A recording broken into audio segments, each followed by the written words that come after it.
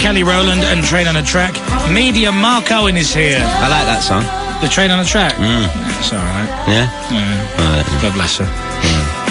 So, an email has come in which says, can you ask Mark about Gary Barlow, who I believe was involved in the writing of Mark's songs?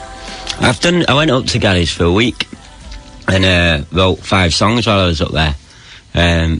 Have you stayed in touch with I hadn't seen him for ages, but the last few months I've seen Jason as well, which was kind of nice as well. But which one's Jason? Jason Orange. No, I know, but was who was the one? Howard's the scruffy one. Howard's the DJ now. Howard's the one who used to look like Jesus. Yes. Yeah, and he's now DJing. And Jason's the one who did some acting. Right, and what does he do now? Is he not part of the No, I don't think he's doing anything at the moment. He's done a lot of travelling. Sitting at home counting his money. Yeah, maybe. But, did he walk about and take that with wedges of money? Loads of money. Did he? No, he did alright. I think he did alright. That's alright. Yeah, I think Nigel was quite fair money. Well, I know he was fair money-wise. Because you always hear these stories about these bands, because everyone forgets, Take That were huge. I think the good thing about us, we never, well, whether it's a good thing or not, but we never kind of really exploited it in that way, where we never did like Coca-Cola adverts and Pepsi adverts like the Spice Girls. You did have dolls, though. We did have dolls. We had 5 dolls, yeah. Yeah, that was quite... I've still got my head. Have you not got a doll? I've got my head. The original wax head. Oh, really? Yeah, it's broken, but Have you got a garage full of dolls? No. Do you have much merchandise from the Take That era? I'll tell you that down. I've got this bag up in my attic that we were all given on one of the tours. Quite a nice bag. And that's kind of filled with, I suppose, bizarre things that we had around that time. And that's it? Hats and... You don't have, like, pencil cases or... No. Pillowcases? Lunch boxes? No. My mum maybe has them. Right. Yeah, because it's the kind of thing your mum keeps. Where are all your gold discs? They're, in my attic as well. Do you know I've got a couple. No, I've got about 4 up. Right. But the rest are in the attic. Yeah. Or at my mum's. Sales for Do What You Like. 100 copies. 100 copies, yes. Or whatever, I don't know. It probably was about that, actually. When we went to 83 with our first I've got a single. promo copy of that. Have you? On 12-inch. Is it signed? No. Yeah. But maybe I could get you to sign it. Might up the price a bit. And Promises, would that be right? Promises as well, yeah. I The think I've first got 2 singles. Do What You Like and Promises. Promises, I think I remember came with like a pop-up calendar or something. Really? Came in you maybe not have that in. I didn't have that. Probably didn't come in the promo version. It didn't come in the promo version, no. And I just remember thinking, I'll keep this, you'd never know. One day they might be big. They might be huge. And they were. But and then they weren't. Well, no, but you were huge. Yeah. That's the thing about Take That, you were huge. And that's why the gig at the weekend when that other fella who was in band with you brought you on stage at his little gig. Yeah. That was great. I mean, listening to it on the radio, that sounded great. Yeah. It was a good experience. I was just really kind of pleased he'd asked, really, and you know, I had a really good weekend because we did a gig at the Astoria on the Saturday night.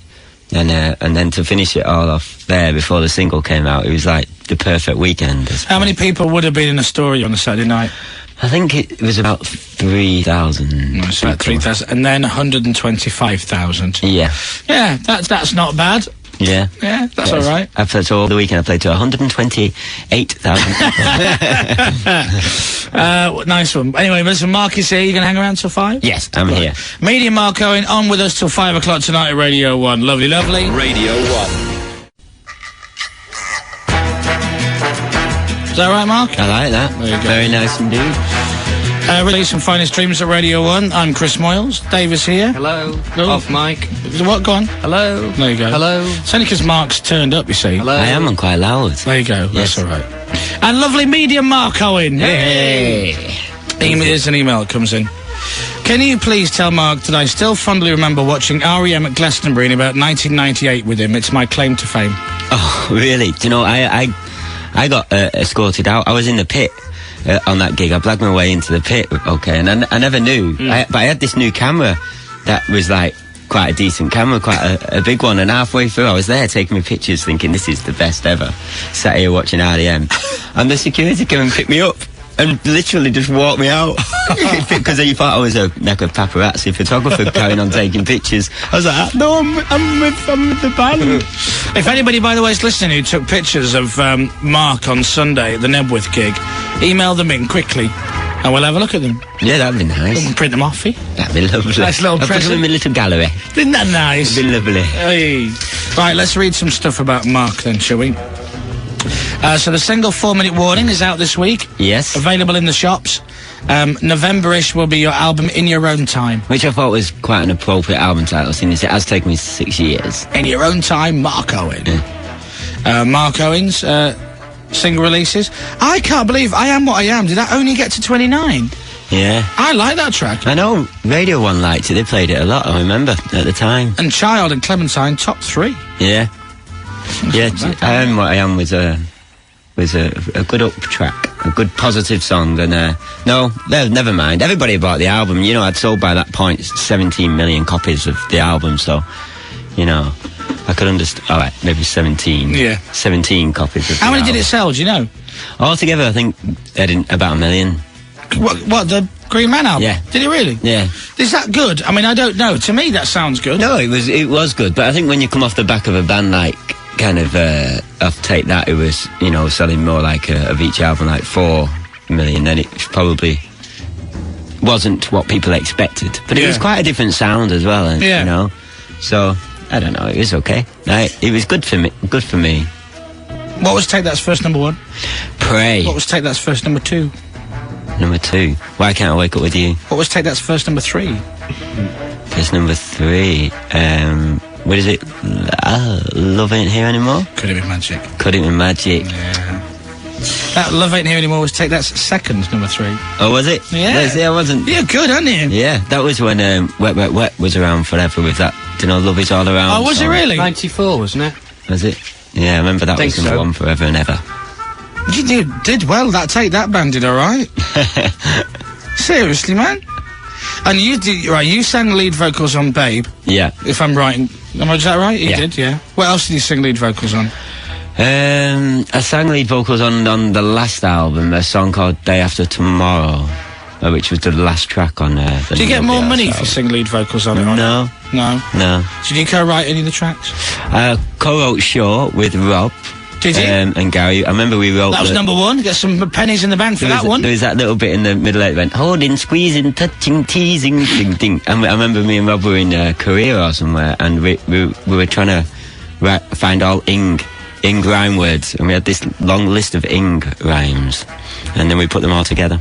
Could have been worse. I don't know where that was going to be. Yeah, and then- When Mark was young, he wanted to be both a pilot and a footballer. Yes, I was too short to be a pilot. I think there was a height restriction. I wanted to be. It was when Top Gun had come out, and I wanted to be Tom Cruise. You know. He's not too tall though. No, he wasn't really, was he? But in real life, I think you have to be a little bit taller. And then a footballer. And then you had trials. Yeah, I had a few trials when I was probably about 15, 16. One with Rochdale. I went down to Man United as well, at the Cliff, at the old training ground, and because there was a couple of players on our youth team that was interested in as well as me, apparently. And so we went down and we went down with our full team, played their youth team and got beat 14-1. But we had a bath and went home with a nice Man United towel. Oh. Yes, we got given a towel, so it was kind of worth it for that, really. I think Giggsy was playing. I think he scored a lot of the goals. Really? Yeah. Did you get offers from Huddersfield Town or Rochdale? Rochdale was kind of heading to what... Maybe, I don't know whether just in my head I was getting an offer, but I've always said that they were going to offer me YTS, but I don't know whether they really, really were going to do. But I did a 3-week kind of training with them, so I kept going back day after day, and it was heading towards something. But then I got a job in a bank, Barclays Bank. Wow. Yes, and because I was seeing a girl at the time, and I thought I'll get a cheap mortgage, so that it'd be good, and she'd be well impressed that I get a cheap mortgage. Yeah. So anyway, that never worked out. Anyway. Imagine. Yeah. Man, that could have been your career for the rest of your life. No, I don't think I was quite good enough, to be honest. But it was good fun track. Oh, being in the bank. Yeah. Sorry, I thought you meant the football. Well, being in the bank. Thing could have been Were you good enough to work in the bank? Yeah, I got to cashier. Did you? Yeah, I had my own badge and everything. Wow. I could say till closed and turn it round the other way, and it said Mark Owen. But the paper's more expensive, that one. Do you remember that? Yeah. Do you remember that advert? It's like a photocopier. What's that? Do you remember the old advert where the fella's job, it was for an advert for Benson, and he had to fill up the cash machine, and that was his job? It's like a photocopy, really, only the paper's more expensive. That wasn't the advert which said, it's not all work. Not that one. Was it the same one? That was NatWest or something, wasn't it? Something like that. Mark's looking at it as if we're on another planet. You don't know what we're talking about, do you? No. Well, that's fine then. Right, well... Can you imagine life, though, without cash machines now? No. You never used to have them, did it? And mobile phones, either. They're quite new as well. I know. Shocking. Imagine a life without porn. Be a sad existence. Sad, very sad. Like Chris's. Oh, no, my life's got plenty of porn, thank you very much. Right, let's move on. This is a track called What's the Problem from Graffiti, Radio 1. More from Mark after this. If you think